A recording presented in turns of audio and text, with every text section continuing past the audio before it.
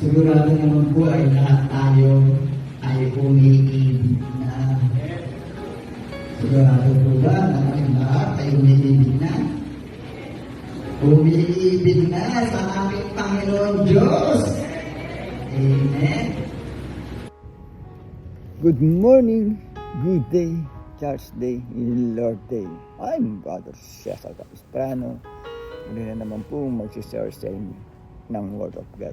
Ang ating topic, labanan ang dyablo. Ano ito? Sa Biblia, ating pong aalamin yan. Meron tayo isang talata sa araw na ito.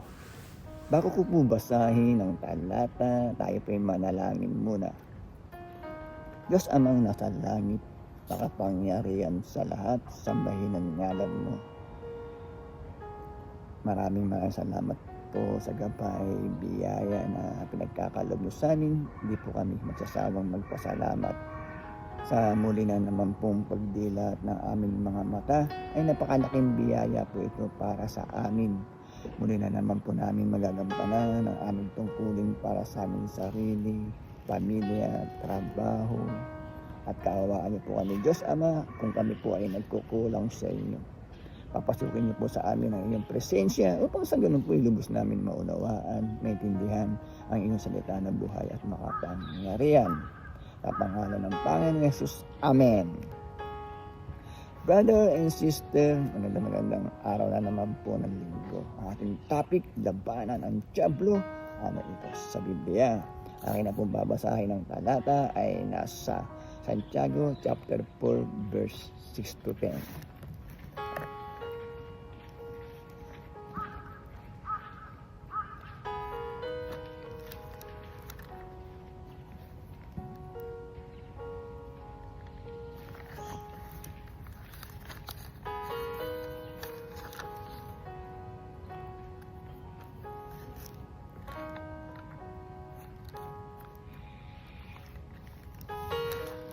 Santiago chapter 4 verse 6 to 10.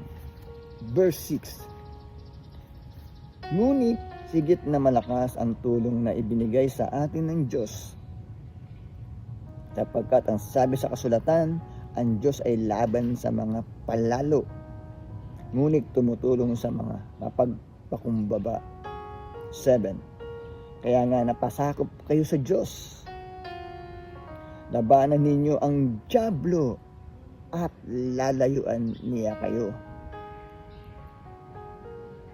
Lumapit kayo sa Diyos at lalapit siya sa inyo. Linisin ninyo ang inyong mga kamay, kayong mga makasalanan.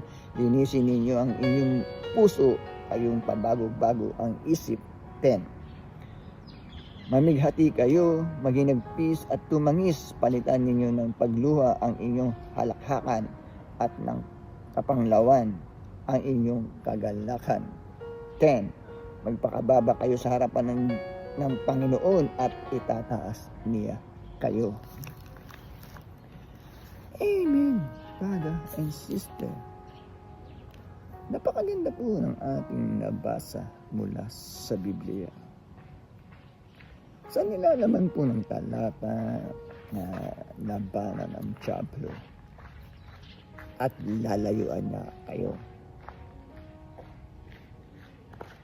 At iwasan natin ang mga palalo. Ano ba itong palalo?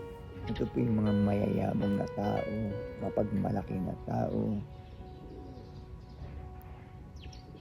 Ay atin daw pong layuan. At lumapit tayo sa Diyos at siya ay lalapit sa atin. At paano naman po ba natin malalabanan ang dyablo? Ito po ay ang pag-iwas sa mga maling gawain, pag-iwas sa mga makasalanan na gawain. Kagaya po ng pagnanakaw, mangunguha ng hindi sayo, mga paglalasing, mga kasiyahang pangsanlibutan.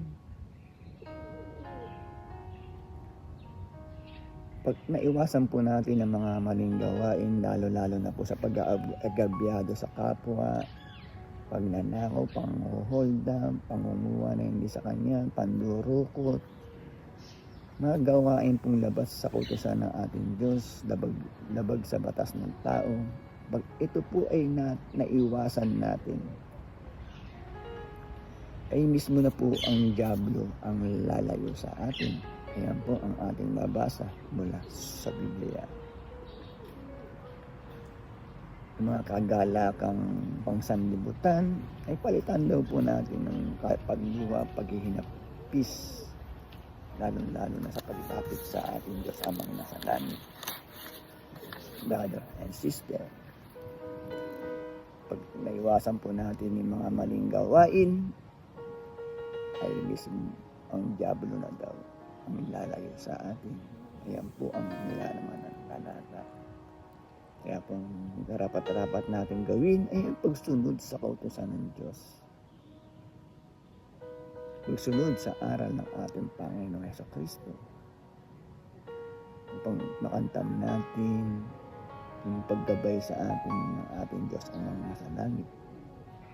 Sapagkat pag naiwasan na po natin ang ating mga maling gawain, kung doon po tayo kumikita sa mga maling gawain ay ating pong tanggalin, ang Diyos naman po ang magpapalit ng mga pangangailangan natin. Ang Diyos po ang kikilos, brother and sister. Kaya huwag po tayong mag-alinlangan na labanan ang diablo. Labanan ang mga maling gawain sapagkat andiyan po ang ating Diyos amang nasa langit, natutulong po sa atin, naggagabay sa atin at magbibigay ng ating mga pangangailangan. Tayo po'y manalangin, brother and sister.